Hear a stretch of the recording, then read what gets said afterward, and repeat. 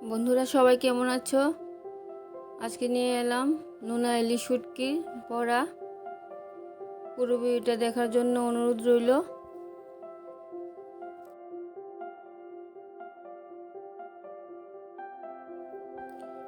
আমি এই বড়াগুলো কুমড়ো পাতা দিয়ে বানাবো।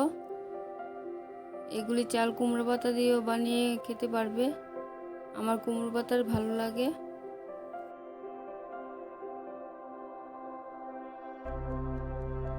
ভালো ভালো পাতাগুলি বেছে নিয়েছি। এখন ভালো করে হালকা হালকা হাতে ধুয়ে নেব।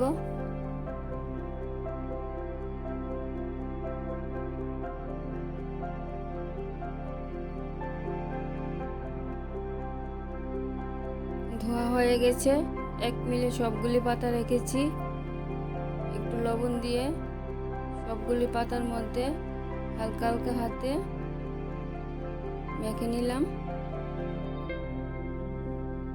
জলটা ঝরিয়ে যাবে।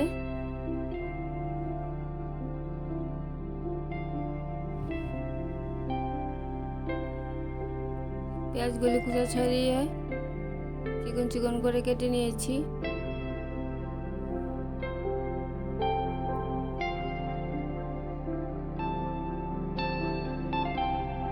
লাল লাল কাঁচা লঙ্কা নিয়েছি। অল্প একটু পেঁয়াজ দিয়ে কাঁচা লঙ্কা আর পেঁয়াজ পেস্ট করে নিলাম। ঝালটা আপনারা মতো খাবেন।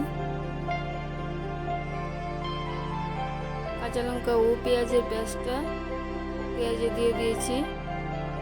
লবণ, হলুদ ও একটু লাল মরিচের গুঁড়ো দিয়ে ভালো করে মিশিয়ে নিলাম।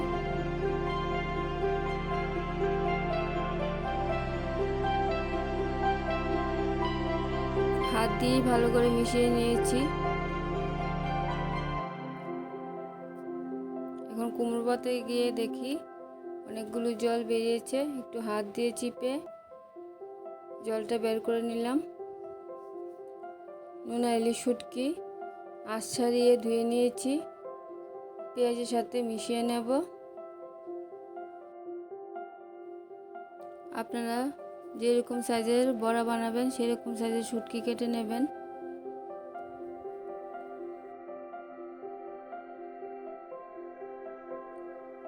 পাতাগুলি হালকা হাতে থালার মধ্যে খুলে দিলাম। জুড়ে খুললাম না, কারণ ছিঁড়ে যাবে। এইরকম ভাবে শুটকি শুদ্ধ পেঁয়াজ দিয়ে ফোল্ড করে নিতে হবে।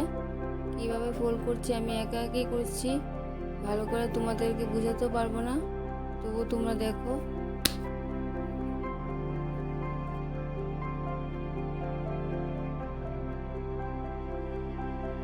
দুইটা পাতা দিয়ে বানিয়ে নিতে হয়।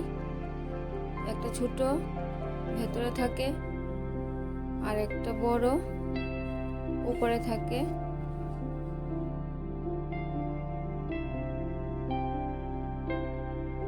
একটা পাতা দিয়ে বানিয়ে নিলে মশলা আর শুটকি বেরিয়ে যাবে, তাই দুইটারই দরকার লাগে।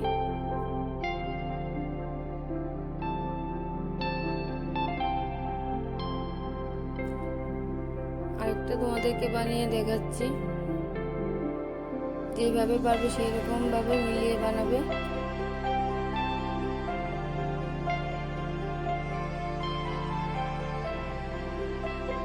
এই পর্যন্ত 5-6টা বানিয়ে নিলাম। বাকিগুলো আমি পরে বানিয়ে নেব।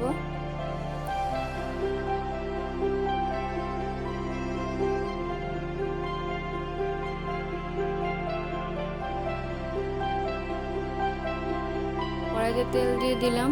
তেলটা গরম হয়ে গেলে মিডিয়াম আঁচে বড়াগুলি উল্টে পাল্টে ভেজে নেব।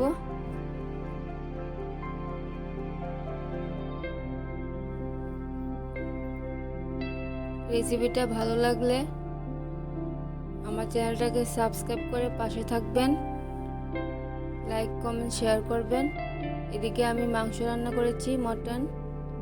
দেখো, তোমাদেরকে রেসিপি দিলাম না, কুকারে সিটি দিয়ে নিয়েছি।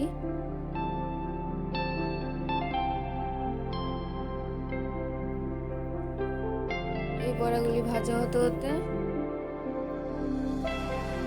আর বাকি বড়াগুলো বানিয়ে নিলাম।